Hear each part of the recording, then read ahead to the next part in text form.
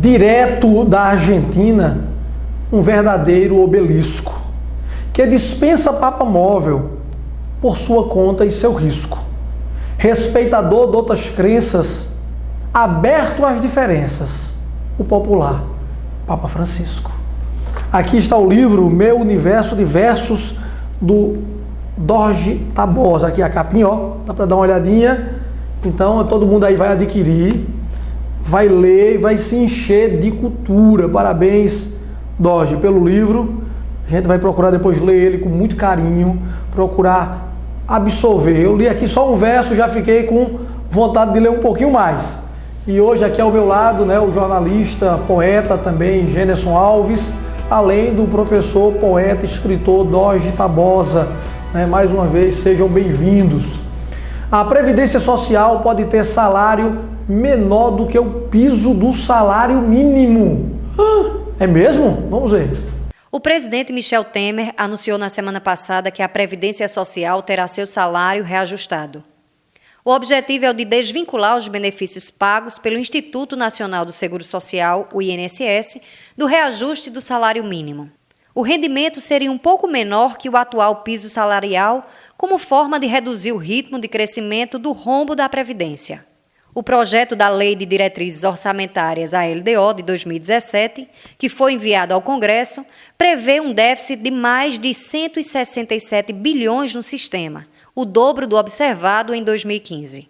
Temer acredita que com esse rendimento especial para a Previdência, o Ministério da Fazenda, sob o comando de Henrique Meirelles, poderá levar adiante a proposta de mudança na fórmula de correção do salário mínimo, para que o impacto fiscal seja menor do que o projetado se mantida a metodologia atual, que vale até 2019. O presidente interino já recebeu algumas propostas de economistas e vai analisá-las nos próximos dias, de acordo com uma fonte próxima ao Palácio do Planalto. A ideia é que a mudança possa valer a partir do próximo ano. É muito complicado quando a gente fala sobre direitos adquiridos, é muito complicado quando a gente fala sobre a Previdência Social, mas também é muito lógico, não sejamos canalhas e imbecis a querer tapar o sol com a peneira com algumas coisas. Ninguém pode pagar 2 milhões por mês ganhando apenas 1 milhão. E se é uma previdência, um associativismo que serve para todos, algumas regras têm que ser básicas. Por exemplo, não pode existir uma regra para um trabalhador e uma regra para quem está no serviço público. Não pode quem está no serviço público ser aposentado integralmente e ganhar o dinheiro daqueles que não ganham, ou que vivem a vida inteira pagando para sustentar aquele que quer ganhar integral. É muito simples o processo, é igual a um sistema privado. Você vai ganhar rendimentos do que você depositar. Basta fazer isso e não tem mais problema não, a Previdência é simples.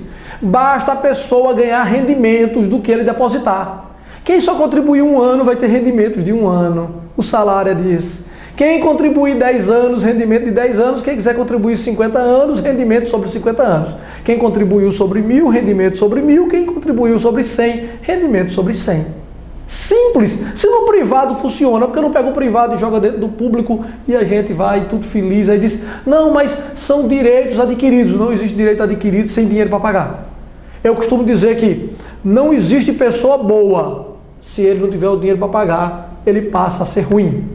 Por melhor, por coração dele, por melhor que ele seja, tem que ter dinheiro. Agora, fica ameaçando a criar um fator previdenciário, baixar o salário mínimo, baixar o reajuste, diminuir o valor do mínimo. Em vez de fazer esses alarmes, o que a gente não pode é dar aposentadoria para quem nunca contribuiu. A gente está cansado de ver o povo receber aposentadoria sem contribuir. E se alguém recebe sem contribuir, significa que alguém está pagando por isso, Gênesis.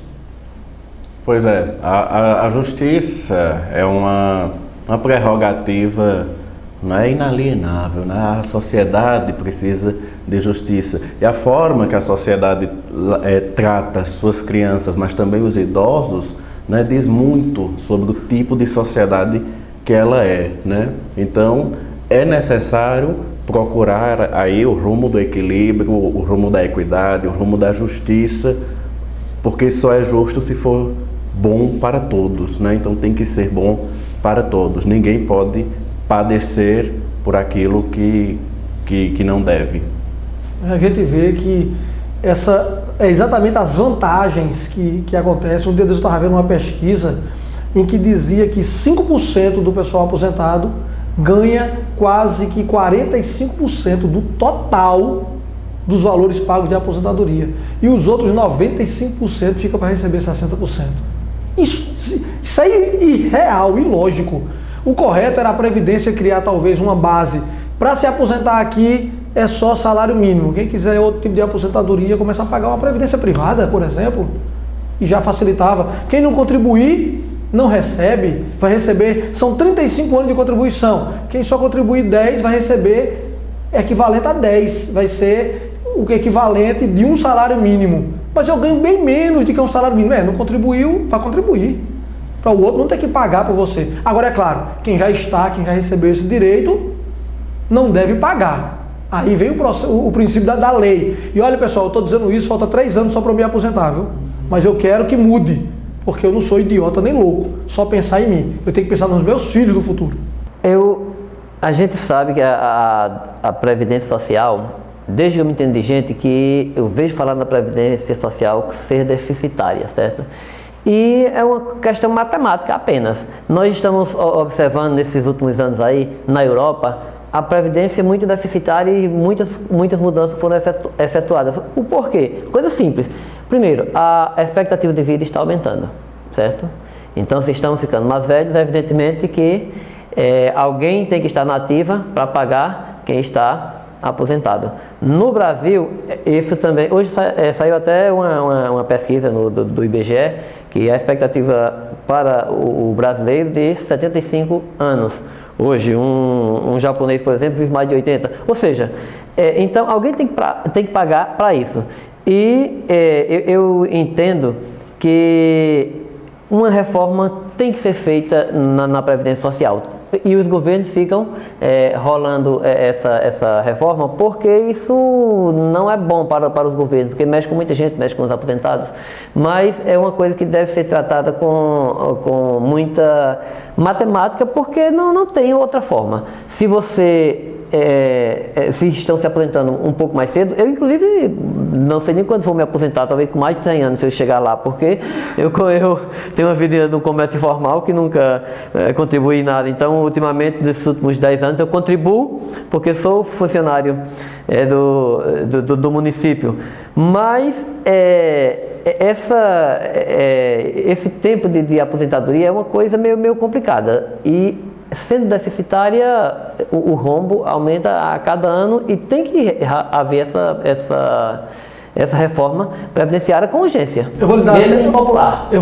E já que Michel Temer não vai ser candidato, disse que não será mais, disse que não, ele pode tomar medidas impopulares. E eu vou dizer mais ainda. Sim. Usando agora o seu exemplo, você disse que contribui há 10 anos. Que antes você vivia com o empresariado. Uhum. Mas como empresário, a lei diz que você também tem que contribuir, mas você não contribuiu. Exatamente. Aí agora eu pergunto, seria justo daqui a 4, 5 anos você se aposentar integralmente com salário mínimo, tendo contribuído 10 anos, quando o mínimo era 35? Ou seja, é aquela história, né? Eu concordo com você quando trata essa questão. Se você contribuiu um certo tempo, você vai ter aquilo que você contribuiu. Seguiria aí, nesse caso, eu acho que tem que se tirar muito proveito ou seja, como experiência, a questão da previdência privada, tá certo? Então, a privada, a gente tem essa ideia que geralmente você recebe pelo seu contributo, certo? A pública tem aí muita coisa que está meio errada, né? Como são coisas bem populares, o governo Temer tem em mexer, né? Mas vai ter que mexer. Eu só acho aí o seguinte disso tudo, é que a única coisa que não acontece na Previdência é roubo, ainda bem, né? Ainda bem que não acontece. Se tivesse roubo, talvez o rombo fosse maior. Então fica atento para isso também, Brasil. Abra o olho. Chegamos ao final de mais um programa, Opinião. Então, muito obrigado a você, telespectador. Obrigado também aos meus convidados por estarem aqui com a gente. Agradeço muito a participação de todos. Para saber o que está acontecendo, você pode ler ou ver naquele outro jornal. Mas para formar a sua opinião e aprender, isso aí você tem que ver com a gente. Estaremos de volta no próximo programa, se Deus assim nos permitir. Forte abraço!